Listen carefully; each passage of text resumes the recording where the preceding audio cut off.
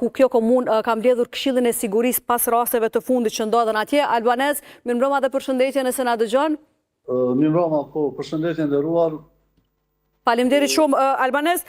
Shkurtimisht nëse mundesh me na informu, pra Komuna e Vushtrisë së fundi u trondet me 3 raste të vrasjeve, 3 persona kanë vdekur në komunën tuaj, sa shqetësuese dhe a ishte tronditse kjo për komunën e Vushtrisë dhe çka ka ndodhur sot? Ka pasur një takim të Këshillit të Sigurisë, a ka vendime të marra në këtë këshill?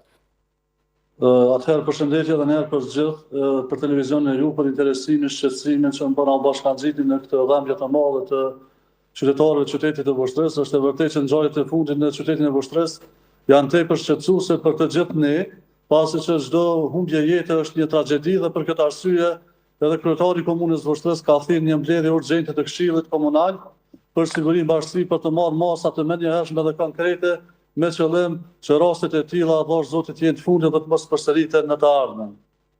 Po, dhe çfarë vendime sot? A kemi vendime për shtim masave policore apo cilat janë masat? Realisht për bërja Këshillit të Sigurisë është mikse dhe aty janë përfaqësues të institucioneve të ndryshme, fetari por edhe institucione të tjera të sigurisë, duke përfshi përfaqësues të policisë, përfaqësues të FSK-s, si dhe përfaqësues të komuniteteve të ndryshme. Në takim do thotë janë marrë masa konkrete, gjithsesi rekomandimet të cilat do të fillojnë zbatimin që nga dita e nesërme, siç janë shtimi i patrullave policore, takimet e rregullta me prindrit, do thotë Drejtoria e Arsimit do të afton një mbledhje të jashtëzakonshme me drejtorët e të gjitha shkollave, me qëllim të vendimit, sensibilizimit së takimeve të përbashkëta në mes të drejtorëve të shkollave, organeve të shkollave dhe prindërve. Pastaj do të jetë një nga masa tjera monitorimi lokale vapariste, se dhe atyre me video lojra, me qëllim për të parandaluar dukuritë negative, duke pas parasysh faktin që të rinjtë tanë fatkeqësisht janë të motivuar dhe janë të nxitur për të realizuar lojra të ndryshme, të cilat demonstrojnë edhe masa të ndryshme dhune. Gjithashtu do të organizohet edhe kampanja sensibilizuese dhe vetëdijsuese me aktorë të rëndësishëm të shoqërisë, siç janë organizatat e shoqërisë civile, mediat, institucionet fetare, prindrit, policia, aktorë të tjerë, pasi që vetëm bashkërisht dhe të mobilizuar mund të parandalojnë sjelljet antisociale dhunën, si dhe gjuhën e urrëties. Targeti ynë sidomos janë nxënësit të rinjtë, shkollat, prindrit, lokalet dhe vendet publike. Rastet e fundit që kanë ndodhur janë mjaft të rënda dhe tragjike, si për familjarët ashtu dhe për neve si institucione. Prandaj rasti i parë që ka ndodhur me një nxas tanë mirë, po e vërtetë është rasti ka ndodhur jashtë objekteve shkollore dhe jashtë orarit mësimor, po prapë shqetësimet tona janë të mëdha. Prandaj ne si institucione do të ndërmarrim të gjitha masat konkrete në mënyrë që historitë e tilla, tragjeditë e tilla të mos përsëriten në qytetin tonë. Gjithashtu kemi kërkuar nga policia patrullimet edhe fizike, do thotë jo vetëm me vetura zyrtare, në pikat më të frekuentuara të qytetit, aty ku ka të rinj dhe të reja, si edhe një kontroll rigoroz rreth armbajtje pa leje. Është me rëndësi të theksohet se Komuna e Vushtrisë, gjithsesi Drejtoria e Arsimit, ka një bashkëpunim të ngushtë me Policinë e Kosovës, me Forcën e Sigurisë të Kosovës, ku në baza mujore organizojnë tërheza të ndryshme, ligjërata sensibilizuese me qëllim të parandalimit të më të keqes. Po, e përmendet Albanez që njëri prej nxënësve ka qenë pjesë e mësimit të institucioneve shkollore në Vushtri. A jeni informuar ju si drejtori? Të rënda për familjen e tyre.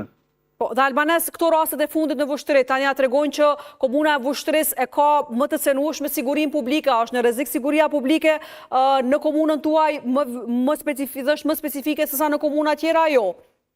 Realisht këto raste janë shqetësuese për momentin, mirë po nuk është ky fenomen vetëm në komunën tonë, pasi që ne po i përcjellim media dhe ngjarjet edhe në komuna tjera, raste të tilla, por këto raste janë raste të rënda dhe nuk bën të as të motivojnë apo dekurajojnë për të mos i luftuar. Ne do t'i luftojmë secili rast, edhe pse shifrat nuk janë alarmante për nga gjetjet që bëhen nga kontrollet policore me kërkesën tonë si DKA, si Komunë e Vushtrisë, por prapë do të intensifikojmë edhe më tepër me qëllim që të minimizohen gjithsesi të zhduken në tërësi të gjitha mundësitë eventuale të rasteve të tilla. Ndërkohë çka tregojnë të dhënat sa i përket armbajtjes, Palia ka shumë qytetarë, sidomos fëmijë të rinj që kanë armë ilegale në duart në shtëpitë e tyre. Po, nëse flasin për rastet e përgjithshme, kjo është shqetësuese edhe në nivel komune, por edhe në nivel kosove, pasi që armbajtja do thotë pa leje është bërë fatkeqësisht një lloj trendi i cili akoma nuk është duke u luftuar nga institucionet e nivelit qendror, edhe për të bërë kontrolle rutinore për të prodhuar pa siguri edhe të qytetarët gjatë lëvizjeve tyre nëpër qytete, por edhe nëpër shtëpitë e tyre. Për çudi kontrollin paraprak që ne kemi bërë me kërkesë tonë gjithsesi Policia e Kosovës me 21, unë e kam edhe raportin policor këtu, me 21 mars 2025, policia nuk gjen asgjë të rrezikshme dhe shqetësuese nëpër të gjitha shkollat e qytetit të komunës së Voshtërës. Po, ndërkohë sa i përket krejt të fund dhunës në shkolla, a ka shumë incidente të raportuara brenda institucioneve arsimore në komunën e Voshtërës sa i përket dhunës brenda institucioneve?